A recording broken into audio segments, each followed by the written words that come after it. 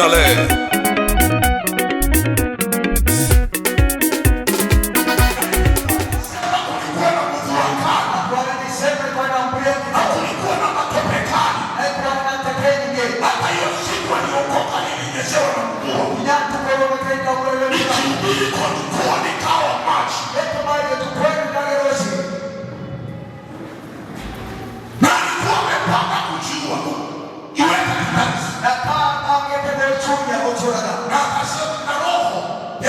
Kamwambia mwanaume ajiwaje asubuhi. Na kelele kupia moyo mtamorona atachora na roke. Mwanaume anapotaka hivi kwa salimia wengine anapoenda. Tamorona ya maombi angetaka jebake tete. Mungu sio kusalimia watu walikuwa tu. Mungu alikuwa anasogeza mazao. Ifike wakati wa kukutana naye. Wote kwa Kenya hata Mungu atendee malaki na nashukuru Mungu kwa sababu na nafasi yake ilipofika. Tukienekana na tulikana leo kinya. Alisalimisha kwa Mungu na imekanile kwa Mungu na akaokoka. Rodoka akiwa maskini, akiwa mkora, pia mwamba, akiwa mwizi, mwamba, akiwa na alama ya kifo, rodoroge, akasalimisha mbele za Mungu na imekanile kwa Mungu akaokoka. Rodoka na sasa hivi anahubiri ulimwengu mzima. Haimo tumenia kwa yote. Unajua nani mimi najivunia ninaposikia unaenda Tanzania. Mimi ndani niko mbele ndego kwa Tanzania. Ninaposikia unaenda Amerika kuhubiri. Ndego kwa Amerika utumenia. Najua ni roho yangu inatembea inahubiri. Kwa nini kwa kutumaini? Ya. Na unapohubiri hapa. Ila utumenia acha. Almost nilale chini nijiangushe. Akwe mama ndetu kwa. Ninajua ni karama. Haleluya. Ukia jirani mwambie. Akamtele mwenye. Usipitwe na neno hili. Usipitwe na neno ambalo neno kwa chukua leo siku ya mwisho. Inasikolo pigia Yesu makofi. Haleluya. Karibu sana mtumishi wa Mungu. Karibu sana. Karibu sana.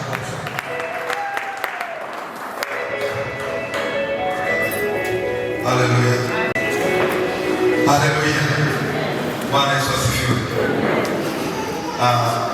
Sijui ni ile kitu mnaitaka ile sisi tunaita maana. Yaani ile ya una miss something. Unaita kitu. Yaani labda kama mtu alikuwa amepoteanga kwa kwenu, sasa ile kumiss unahitaji. Sasa akikuja unasema na nini kumiss. Kuna vile kitu sisi tunaita kama hiyo. So mimi baba yangu akiongea nasikia kwa sababu ya kumiss nasikia endelee. Hello, because nasikia kwamba kuna daraja na ndio kupanda. Haleluya. Wao utaelewa lakini mimi kuna kitu baba na nachukua. Amen. Haleluya. Leo nilipokuja mara ya kwanza katika hii mji wa Ruire kwa kanisa, kabla tuja hapa kanisa lilikuwa somewhere down there. Sasa kuna message nilikuwa kuhubiri sama siji nafikiri kwa huko. Na leo jana nilikuwa nimepanga injili ya kuhubiri jioni. Baba akaibadilisha. Na napenda baba yangu kwa sababu nimekuja kugundua kumbe nimemliga. Unapoenda kusema ngojea usikie kile Mungu anataka useme. Wakati mwingine unapanga mimi nataka kuhubiri hii, lakini be very sensitive kwa sababu utasikia Bwana anakuambia atakukonfirmia hiyo ni sawa ama atakwambia hii ndio sawa. Sasa jana Bwana akabadilisha mawazo hapa, akanipa mambo fulani ambayo yalikuwa ya mtu jioni. Usiku wa leo nimekuja kulala kitu saa 10. Sasa wapendwa, nimeumia sana, lakini nimeshukuru kwa sababu ya kuumia kule kanisa la Baba linapona katika jina la Yesu. Haleluya. Tumishi wa Mungu amesema kusema about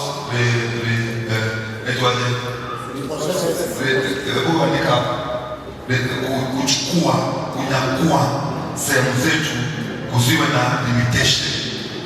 Amerudia kitu, ameirudia vile Mungu anataka. Lakini kitu inaniumiza ni wakati mtu akisikia hii kitu anachukulia kawaida, kama injili ilivyohubiriwa la zamani. That's how even now you are take it. My friend, you will be stuck there. Ukisikia kitu, this is a new revelation, na hii revelation inakuja purposely because of you and because of your children. Do not take things by granted. That's why siku moja Yesu alikasirika, anasema kama hii injili ingehubiriwa Sidoni, sijui Sidoni na Sidoni, nakwambia hakungekuwa vile ambavyo kuko leo. Haleluya! Usimzoee baba yako, zoea, kubali kupata kupata ile revelation mpya ambayo inakuja, kwa sababu haikuji kwa sababu ya baba yako, but inakuja because of you. Haleluya! Bwana Yesu asifiwe. Ukisikia Bwana anasema anataka kutoa invitation mbele yako, furahia, kwa sababu kesho utakuwa bado ulikuwa jana. Furahia kwa sababu mwaka ujao hautakuwa mahali penye uko leo. Next year you will be somewhere. Haleluya. Furahi kwamba hautang'ang'ana vile ambavyo umeng'ang'ana jana. Furahi kwamba Bwana ametoa invitation, nao utang'ana, maana mbele tayari imewaka. Haleluya. Don't ever take it for granted. Yaani unaichukulia kirahisi. Nilikuambia juzi na nataka kurudia kwa sababu kuna mtu anataka kusaidia. Wakati unabii unakuja papa sio kwa mtu fulani, na unapokuja kwa sababu ya mamii, kuna uwezekano unapokuja kwake akisireki mwingine achukua.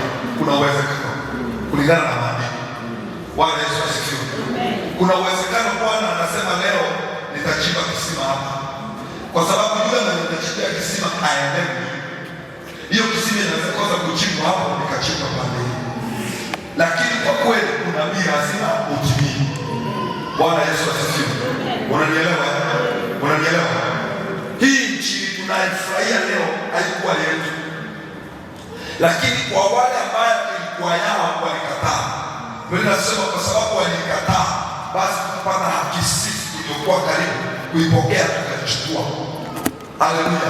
Sasa ukisikia kuna unabii ambayo Mungu amenena kwa sababu ya mji wa Mloire, ukisireki, mimi nitaenda nayo Kisii, kwa sababu hata kwetu Kisii mimi sitaki niwe na limitation.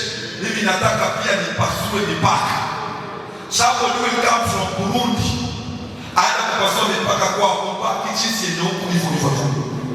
Wewe uone picha sijui, okay, waje nikufungue macho. Ukiona picha ya watu wa international wako in the church, anza kuona kwamba kuna picha tofauti na kuna kitu Mungu anafanya kwa sababu ya church. Wao unaona kuna mtu wa Burundi, wao unaona kuna mtu wa Tanzania, ngojea uone. Utaona mtu kutoka China, utaona mtu kutoka Amerika, utaona mtu kutoka Europa, kutoka Uganda, watu kutoka Dubai. They will be here. Na kitu ya kushangaza, kuna wengine watakuwa hapa, watakuwa na safari wanaenda nje, wanakuja hapa. Wengine ni watoto wenu. They will operate from America to Kenya or Iran. They will operate outside the country, yet they are wamezaliwa hapa. Haleluya. Na maanisha nini?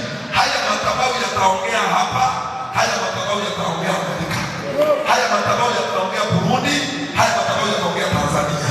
Pigeni kwa sababu watoto wako wanaenda. Pigeni kwa sababu maisha yako yanaenda.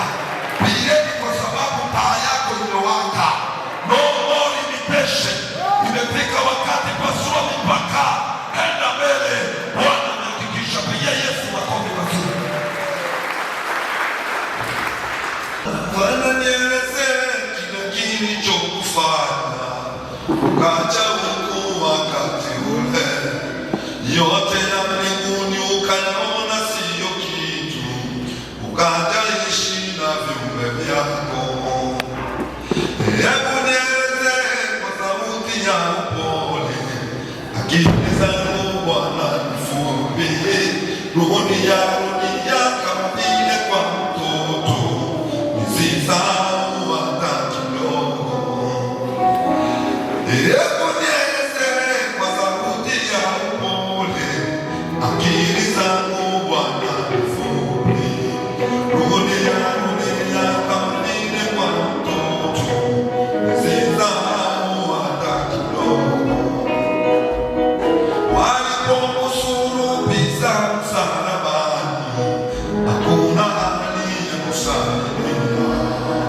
ukafa kwa kifo cha uchungu na aibu, kwa dhambi zilizokuwa damu.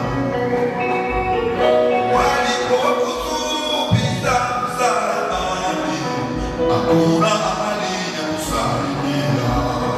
Ukafa kwa kifo cha uchungu na aibu, kwa dhambi zilizokuwa damu.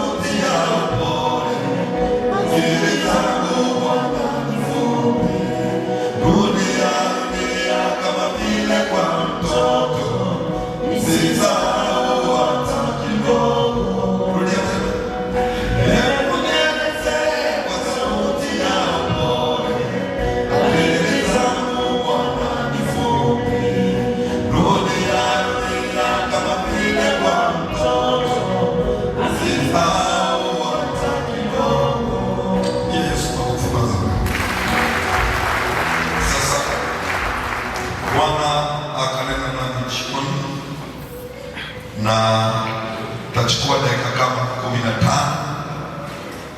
15 na nitasema ninachukua dakika 15 kwa sababu ya kukuweka katika position yako na nafasi yako katika jina la Yesu. Haleluya. Kabla nimalize, kabla nitoke kwenye madhabahu, tutakuwa tumemaliza kila shida ambayo inaitwa chronic problem, inaisha kwa jina la Yesu.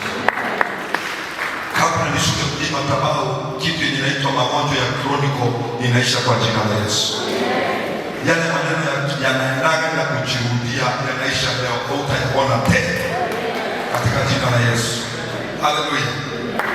Na Thursday jioni wakati nilikuja hapa, nilieleza watu wa Mungu unabii ama maono ambayo Bwana alikuwa amenionyesha miezi miwili iliyopita. Kwamba niliona saa kwa sana kama ya majira, ile saa ilikuwa inaenda namna hii kama kawaida, inasonga tu kama vile saa inasonga, lakini all of a sudden ile saa simama, na kwa dakika chache nikaona ile saa inakimbia kwenda nyuma, alafu ikakimbia pia kwenda nyuma, alafu sasa baadaye nikaanza kuona sura za watu wenye nilikuwa na juu na wale wenye sikuwa na juu. Sasa hao watu wako wanalia, ile kitu ilinishangaza, wengi wao walikuwa wanacheka. Sasa nikauliza ni nini, nikaanza kupewa that revelation kwamba people wanafurahi wakifikiria kwamba they are goofy, kumbe watu hawasongi mbele. Shetani kama adui alienda akashika maisha yao akaanza kuyarudisha nyuma.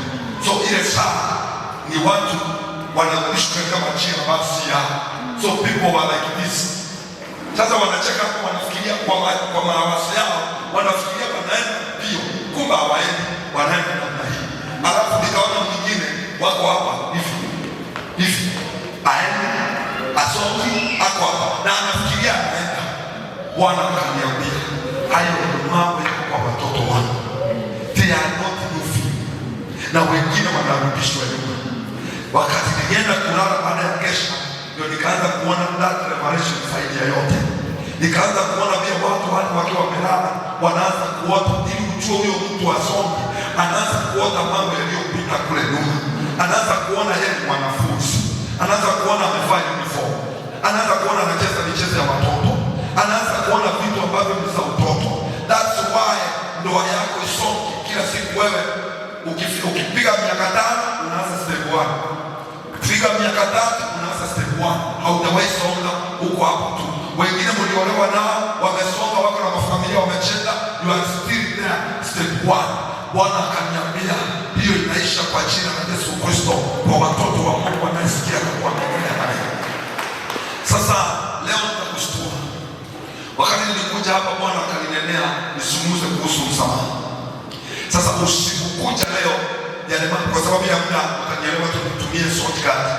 Yale mambo ambayo nilikuwa naona mambo ambayo yamesumbua washirika na watu wengi wetu ni kwa sababu ya kitu moja ambacho kinaitwa kutosamehe. Watu wengi ni Wakristo, watu wengi ni wanafanya kazi ya Mungu kwa kujitolea sana, but they have one weakness yenye ukikasirishwa unabeba, ukikasirishwa unaweka. Kitu cha kushangaza dadi, even washirika wetu kanisani hapa, ukiumizwa tu kidogo unaiweka. Ukiumizwa, unajua watu wanaweza kaa pamoja. Hata mitume Biblia inasema kuna siku hata Paulo na Apolo walitofautiana, wakaambizana, sisi tumeokoka, wewe enda pande hii na mimi nimeenda pande hii, lakini walihubiri. Nisikize wapendwa, tunaweza kaa pamoja kwa watu wao wote wakichafuliwa pamoja, na zapata labda Asha ana weakness fulani, lakini hiyo haikupei nafasi ya kumbeba. Inawezekana kuna kiongozi in church, hiyo ikupei ako na weakness, ikupei nafasi ya kumbeba. Kwa sababu hii many people have lost a lot of things which are good to their life. Si kanisa peke yake, hata mahali penye umetoka sana ni ndoa yako, sana ni mahali penye ulizaliwa, sana ni mahali penye ulilelewa, sana ni watu wenye unaishi nao. Because of that imekufanya umekuwa na problem yenye inaitwa chronic problem, yaani shida ambayo shida yenye inaisha leo inajirudia kesho, problem yenye inaisha leo inajirudia kesho. Today you don't have, tomorrow you have, the other day you don't have. Yaani shida ile ambayo unaiona ni kama inaisha tena inajirudia. Wengine wako na magonjwa ambayo yakiisha sana Tuesday yanarudi, yakiisha sana Wednesday yanarudi. Wengine wako na problem zenye mpaka wamezoea kwamba that's the problem ambayo iko. Nisikize mpendwa, si kwamba hiyo problem imekuja iko sehemu yako, ni kwa sababu there is something yenye umeweka ndani ya kifua yako na ndani ya roho yako. Hii inakufanya kutosonga, hii inakufanya kuishi katika machozi, hii inakupea magonjwa yenye hauelewi. Sometimes umekunywa matembe lakini matembe hazifanyi kazi. Wakati mwingine umefanyiwa maombi lakini maombi hayafanyi kazi. Why? Because your heart, ndani ya moyo wako umefunga, kuna kitu umeweka. Nisikize mpendwa, na unisikize vizuri, hautasonga as long as roho yako imejaa ufumba na mambo maovu. Hautasonga kiafya, hautakuwa sawa kiafya kama bado roho yako imebeba uchungu na hasira. Wanakaniambia a lot of people wako na kitu kinaitwa anger. Mtu wako na hasira, na ile hasira ikiingiana inamharibu kabisa mpaka anashindwa kufikiria vizuri. Sometimes unafanya dhambi kwa sababu ya hasira, si kupenda kwako, lakini kwa sababu umepea hasira nafasi, hasira inakutawala mpaka wakati mwingine hata nyumba yako haikai vizuri, hata hali yako imeharibika. Umeharibu kazi yako kwa sababu ya hasira, umeharibu ndoa yako kwa sababu ya hasira, nimevunja urafiki na watu wengi kwa sababu ya hasira. Hasira hii na kutosamea imekuwa kidonda kikubwa katika moyo wangu. Haleluya, Bwana Yesu asifiwe. Nataka unisikize vizuri. Nilikuwa nahubiri mahali kunaitwa Magena, nikahubiri injili nikamaliza, nikarudi kwangu kwa nyumba kulala. Nimelala asubuhi saa 12 nikasikia mlango umegonga. Mama akaniamsha, nikamwambia tafadhali, nilikwambianga kama nimelala niamshe kwa saa 2 saa 3. Akaniambia sasa nitafanya namna gani? Kuna wamama wamekuja kukutafuta, kuna mama hapa na watoto wamekuja kukutafuta. Sasa nikitoka kwa usingizi, maana nilikuwa nimeingia saa 10 asubuhi. Sasa nimelala wana hawa, huyu mtu amekuja. Sasa sikuwa na lingine, nikaamka. Nilipokuja nikapata mama amekonda, ni mweusi, amekonda, ameketi kwa kiti. So nikamsalimia. Nilipomsalimia mama akaanza kutoa machozi. Unajua nilikuwa kwa usingizi, lakini nilipoona machozi nikamhurumia sana. Nikataka kujua shida ya huyu mama ni nini. Mama akaniambia ana ugonjwa yenye amesunguza kila hospitali. Ugonjwa umesimikana. Kama kawaida mwinjilisti, nikasema hii kazi rahisi. Ndio kona yako tu. Nitoe hiyo ugonjwa, si wewe unasema. Nikamwambia mama. Nikamwambia mama ndio kona yako tu. Nikupiga pao. Maana nilijua hii kitu kwa jina la Yesu, hiyo ugonjwa yenu. Nikasema kwa jina la Yesu. Nilipoweka mkono wangu, nilisikia ni kama sisi kama umewekwa unalima, alafu kukutana na jiwe, chembe igonge jiwe, wana vile chembe inaruka nje kwa. Ama ugonge tai, unaona chembe vile inaruka. So nilipoweka mkono, nilisikia resistance mpaka nikasikia ni kama narudishwa na sauti fulani. Nikasema, "Wewe kwa chini nikuta hapa dhaifu kwa nini?" Sasa nikastuka. Nikajaribu tena kwa mkono, nikasikia mkono unatetemeka. Nikasema hii si kawaida. Nikamuuliza, "Wewe ni nani mama?" Mama akaanza kuniambia vile unaishi wapi? Yeye ananiambia haihusiki na ile maneno ninaona. Nikasema labda nitafahamiwa peke yangu. Kuna pastor tunaompanga naye, rafiki yangu ni pastor wa Kristo. Nikamwambia my wife, nenda uite yule pastor. Pastor naye akaenda kuamshwa kwa jina la Pastor Robert. Akakuja. Alipokuja nikamwambia mtumishi wa Mungu, mwambie huyo mama. Sikumweleza vile kunaendelea. Nikamwambia huyo mama. Naye kwa mkono nikaanza kugusa macho, akaniangalia.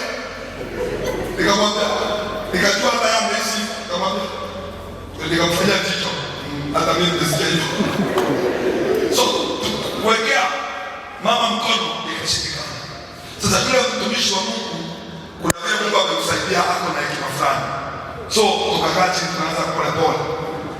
Mtumishi akamuuliza, "Wewe unaitwa nani tena?" Akaanza kumuuliza, "Una ndugu zako?" "Hapana, nilikuwa na ndugu mmoja alikufa." "Una dada?" "Hapana." Alipomuuliza, "Una dada?" Akasema hapana, na akaanza kulia machozi. Alipoanza kulia machozi, mtumishi akajua kuna shida. Akamuuliza, "Umesema hauna dada?" Akasema hapana. "Hauna ama alikufa?" Akasema alikufa. Kile analia sasa ni uchungu. Mtumishi akamuuliza, "Dada ni anasema?" Akasema, mtumishi akamwambia, "Kama utasema hii ugonjwa ulionao unakuua." Na ni kweli alikuwa anakufa. Sasa mtumishi wa Mungu, nataka unielewe vizuri, natumia hii ushuhuda ili uelewe ile kitu nataka kusema na kile Bwana anataka ujue leo. Sasa yule dada akasema, akaanza kulia. Sasa mtumishi alipo insist, "Sema alikufa." Akasema, "Lakini hapana, atakufa hapo hai." Akasema, ni makosano au chaelewana, walikosana. Dada akasema, "Nilikuwa na dada ambaye alikuwa ananifuata, alikuwa anaishi kwangu. Siku moja nikakuja, nikapata yeye amechukua mume wangu. Niliumia sana, nikamfukuza, nikamlaani, ndani yangu akakufa, na hata sasa sitaki kumwona, sitaki kujua." Na akaanza kulia, anasipaka na silaha. Tukajua shida. Sasa mama amka, akaamka. Sasa mtumishi wa Mungu akamwambia, "Hakuna vile tunaweza kusaidia. Ili upone ugonjwa inakuua, lazima utafute dada umsamehe ndugu yako. Akauliza hakuna njia nyingine? Akamwambia hakuna njia nyingine, ni umtafuta. Akasema nimtafuta yule mimi, afadhali nikufe. Akamwambia basi kama uko ready kukufa au unasubiri kukufa. Akasema basi sasa tunamna gani? Ambiwa uende. Sasa mimi nilikuwa na shughuli naenda mahali huduma, nikaambiwa mtumishi wa transport pepa huyo hadi wapi utakuwa ni distance is almost 60 kilometers kutoka mahali tulikuwa. Wakaenda sasa, anaulizia kwake, nisikie kwa hapa, wanaulizia wakifika kwa gate. Walipofika kwa gate, yule dada yake alikuwa anakomboa maharagwe. Unajua vile kwa leo maharagwe.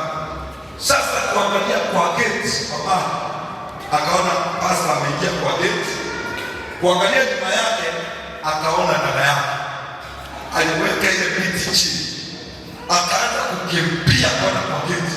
Yule naye wa gate akapita pastor, naye akaanza kukimbia, wakakutana katikati, wakashikana, wakaanguka, wakasirai wote. Waliposirai, pastor akawaacha wakakaa almost 15 to 20 minutes. Sasa wakaamshwa, wanalia kama watoto wadogo, wakasameheana. Pastor akaweka mkono juu ya yule dada. Alipoenda hospitali the following day, hakuwa na ugonjwa katika mwili wake, ugonjwa ukaenda. Chronic diseases ni kwa sababu ya mambo yamekireti katika mwili wako. Una haki kukasirishwa, ndio. Uliumizwa, ndio. Waliokuumiza unawajua, ndio. Waliokuumiza umelelewa na wao, ndio. Hajekuumiza ni baba wa watoto wako, ndio. Hajekuumiza ni jirani yako, ndio. Hajekuumiza ni mama yako, ndio. Hajekuumiza ni baba yako, ndio. Lakini nisikize, hata kama ni uchungu namna gani, kwa sababu ya maisha yako mema, you have to forgive. Hallelujah. You have to forgive. Kwa kutosamea utaishi katika maisha ya hasara. Kwa kutosamea utaishi katika maisha ya uchungu. Kwa kutosamea utaishi kwa maisha ambayo inaitwa rejection, spirit of rejection. Unakataliwa hata bure, unakosana na watu hata bure. Sometimes you don't know what is happening. It is because ile kitu yenye iko ndani yako ina reflect vibaya kwa watu. Unaona tu watu ulikuwa unacheka na watu, all of a sudden wamepoeka na wewe, all of a sudden wamepoeka na wewe, kwa sababu ya kutosamea. Hebu sasa kusamea. Kuna watu hapa wamebeba wamezaa, kuna watu hapa wamebeba mke wako. Kuna dada hapa anakumbuka vile yule mwanaume alimfanyia, anasema huyo ndugu.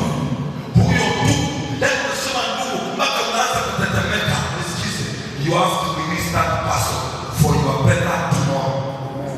You have to release that person because of the life that you need tomorrow for your children. That season will die. Na kama si kufa, utang'ang'ana mpaka uende kwa mchana ukiwa na taabu imeishi. Taabu inaisha leo, inakuja kesho. Inaombewa, inaleta leo, inakuja kesho. Kwa sababu ya huo uchungu na mzito ambao unaweka hapa. Sema shetani ashindwe katika jina la Yesu Kristo. Ephesians 4:31. Somea hii kifungulie na hii Kiswahili na Kiingereza. Fungua katika kitabu cha Ephesians 4:31. Nataka usome vile mtu ataelewa, unaenda tu pole pole. Inasema hivi katika kitabu cha Waefeso 4 mstari wa 31. Inasema uchungu wote na ghadhabu na hasira na kelele na matukano yaondoke kwenu, pamoja na kila namna ya ubaya. Tena iweni wafadhili ninyi kwa ninyi, wenye huruma, mkasameane. Listen to me. Mkasameane kama na Mungu katika Kristo aliyowasamea ninyi. Hasira ujaribu kuiondoa katika moyo wako.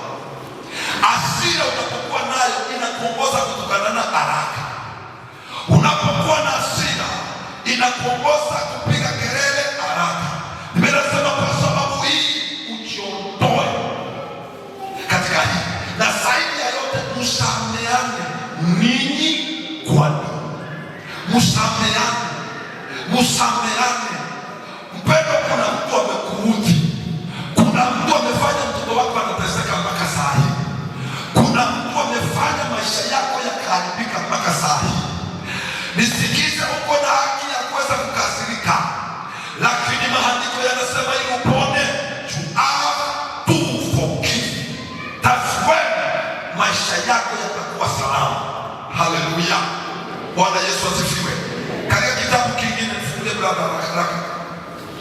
Nisaidie nifungulia haraka kidogo. Katika kitabu cha Matthew 6:14 inasema, for if you forgive men when they sin against you, your heavenly Father will also forgive you. Kama wasamehavyo watu wanaowaudhi, kama vile unaweza kusamehe mvulana mwenye amekuudhi, Biblia inasema hivyo hivyo ndivyo Mungu atakusamehe. Bwana atakusamehe wakati pia wewe umesamehe. Haleluya. Utaudhiwa wakati wewe umeumia. Utakuwa free wakati unaweka wengine free. Haleluya. Utapata haki wakati umeona haki ya mwingine. Utapona wakati umetaka mwingine kupona. Haleluya. Sasa wakati usiku nimelala, nilikuwa naona mtu anadansi na mtu anacheka, lakini kifua ni keusi. Nauliza, kifua ni keusi kwa nini? Kwa sababu ya hasira, kwa sababu ya uchungu. Ni Mureki amebeba nyani, ni Mama Kendi amebeba mama chake hapo ndani. So hata kwa wakati wanaimba, hata kwa kwaya wanaimba, alafu anaambia mwenzake, mimi hata kama tunaimbana na Mama Kendi, mimi hatuendeshani pamoja, mimi mama hatuwezi enda pamoja. Huyo ndio hata kama anatuongoza katika ibada, huyo mimi kabisa simpendi. Huyu ndio hata kama anafanya kitu fulani, mimi kabisa sikiza. Dada, sikiza, hii sio kupembelezwa na hii sio kupembelezana pia. Dada yangu, kama utakuwa na roho ya kufungua na kusamehe, utaishi katika laana, utaishi katika uchungu, utaishi ukipitwa na mambo mazuri. Mambo mazuri yatakuwa yanapondoka kwa mikono yako. Whatever you touch kitakuwa kinakuondokea, because there is something which is hidden in you. Kuna kitu inakusumbua na kukutesa ndani, inaitwa roho ya kutosamehe. Bwana Yesu asifiwe. Haleluya. Naangalia andikilizia Isa Kristo. Dada mmoja ni Reverend, alikuwa anahubiri injili, alikuwa anaheshimika sana. Huyu dada akahubiri injili ulimwengu. Siku moja akarudi kutoka kwa huduma, akafika kwake. Alipofika kwake akapata mke wake, yani mume wake, amechukua mimba. Yule Reverend alisimama akamwambia, I curse you, nimekulaani. Na akamwambia yule msichana, wewe msichana, nimekulaani, hautaoleka, hautadini, akamlaani, hautawahi ona watoto, na akamlaani akamaliza. Na akamwambia mwanaume, nimekulaani, hautawahi cheka, hautawahi furahi, and from today mimi na wewe. Yule dada akahubiri injili kwa miezi miwili. Dada akagonjeka, akapindizwa hospitali mingi hii Nairobi, wapi haka kani wapi, ikashindikana. Ikafika siku anakufa, na akasikia anakufa, kaita watu akawaambia, mimi ninaenda salama. Mhubiri akamwambia jamaa mwenye alikuwa anasimamia kanisa, uongoze watu wa Mungu vizuri, uongoze kanisa vizuri, mimi hata nikipumzika nimepigana vita vyema. Wakasema amen. Dada ilipofika usiku saa 6 akakufa. Anakufa anajua kuokoka, anaenda kwa Baba. Kitu ya kushangaza, alifika mahali sasa anakaribishwa aingie kwa Baba. Malaika wakakuja wamkaribishe kwa mbali, akafurahi akasema amen, nimeshinda vita, nachukuliwa na malaika. Malaika walipofika karibu, akaona wa malaika wanashangaa, akastuka, akauliza ni nini? Wakamwambia, mami, pole sana Reverend, haturuhusiwi kushika mkono na kukuchukua kwa sababu kwa mikono yako una mzigo. Akauliza mzigo gani? Kuangalia kwa mzigo, akaona mkono wa kulia chini, bagi imeandikwa jina la mume wake, mkono wa kushoto imeandikwa jina la yule mtoto, yule dada mwenye alilaani. Akajaribu kuuza chini, sababu ikakataa. Malaika wakamwambia, pole sana, hatuwezi kukusaidia. Wakaanza kuondoka. Wakiondoka, wanaondoka na nuru na mwanga, giza inaingia. Alafu malaika wa kishetani wakakuja. Wanasema, karibu sana bwana, tulitutesa. Karibu sana kwa sababu umefika kuja. Akapiga tu akasema, vile nilihubiri chini miaka hii, vile nimeshikolea, vile nimechenga makanisa, vile nimenunua vyombo ya kanisa, vile nilikuwa nikifanya. Kwa nini? Akapiga tu akasema, Yesu wangu, usiruhusu nisaidie. Give me one chance. Aliposema give me one chance, akajipata hapo duniani. Akafungua mdomo. Akipeleka moja. Tabaka glory amefufuka. Akasema niitie. Takutia mimi ule magume. Tafutia mimi ule mstari. Wote wakatafuta. Akawaambia, jamani, nimewasamea.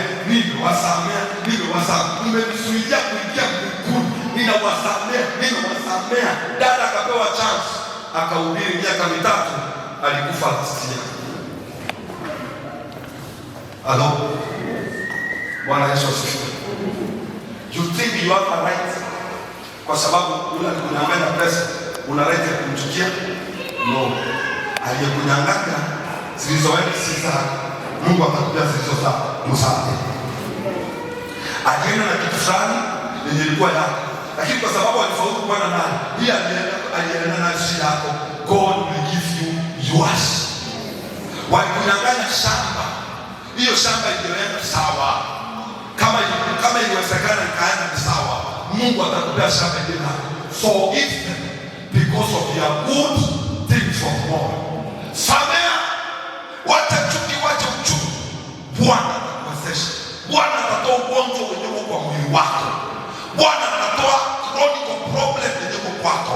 Wanafunzi, hauwezi kufaulu shule kama una uchungu huu. Watu wa Mungu, huduma iwezi enda mbali. Pastor Muraiti, Pastor Nadia, wewe hapa, huwezi songa kama bado umebeba huyo mtu. Huwezi songa kama bado na huo uchungu. Achana nao, osha roho yako. Bwana atakutetea, Bwana atakusimamisha. Wanaposema ni wakati wa kumiliki sehemu yako na kupasua mipaka na kwenda mbali, itawezekana kwako rahisi. Utaenda kama soja, utaenda kama shujaa, maana neema ya Bwana itakuwa juu yako. Haleluya.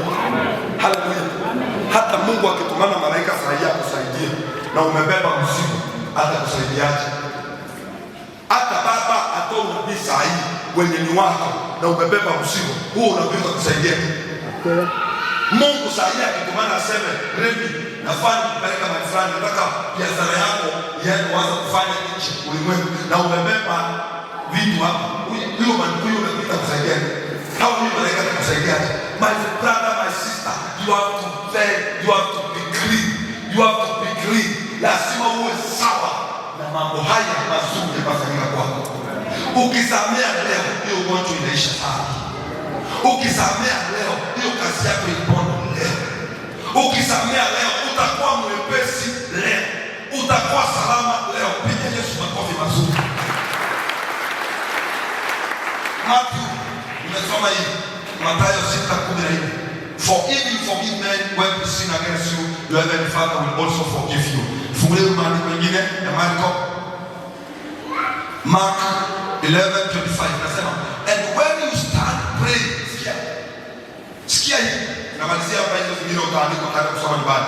And when you start praying, if you hold anything against anyone, kama umesimama kuomba, kabla uanze kuomba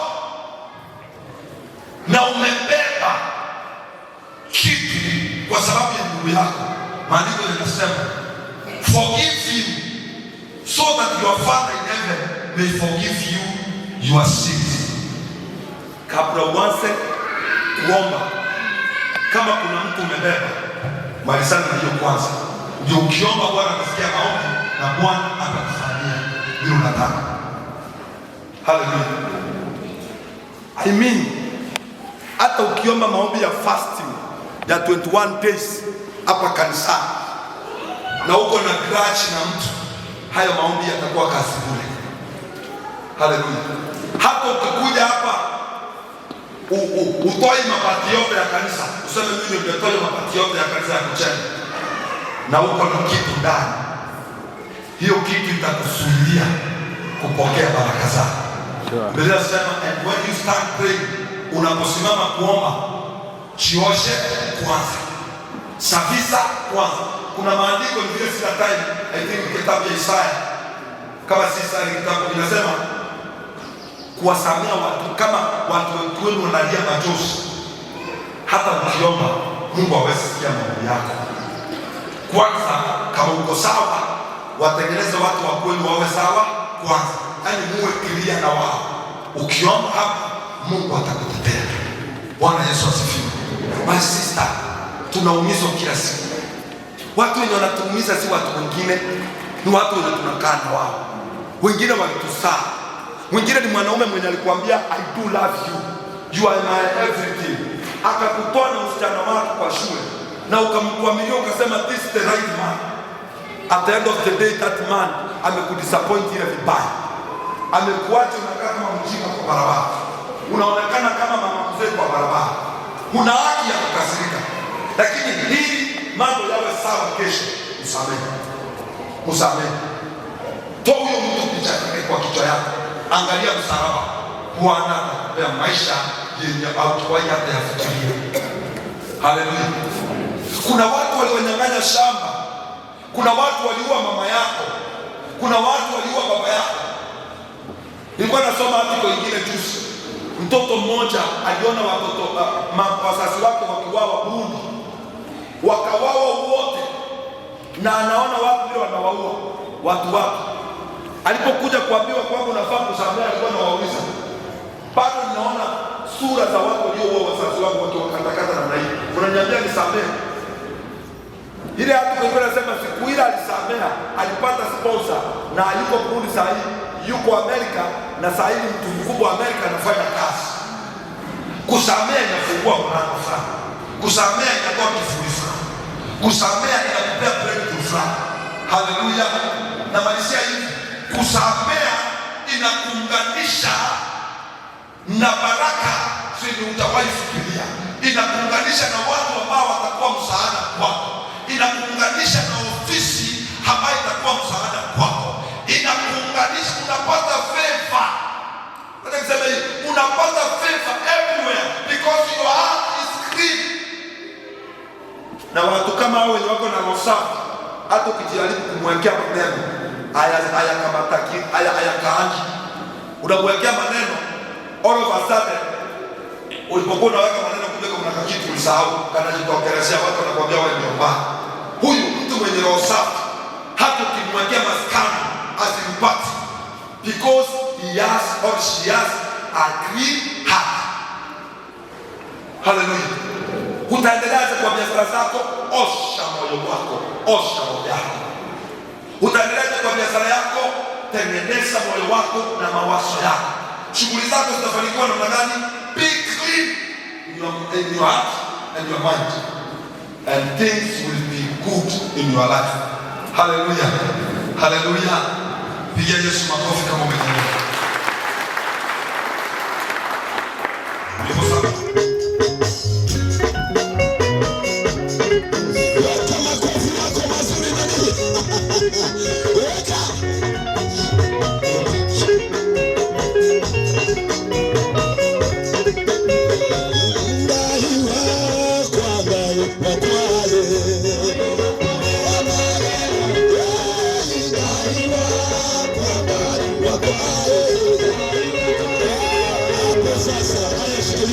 Shikilia.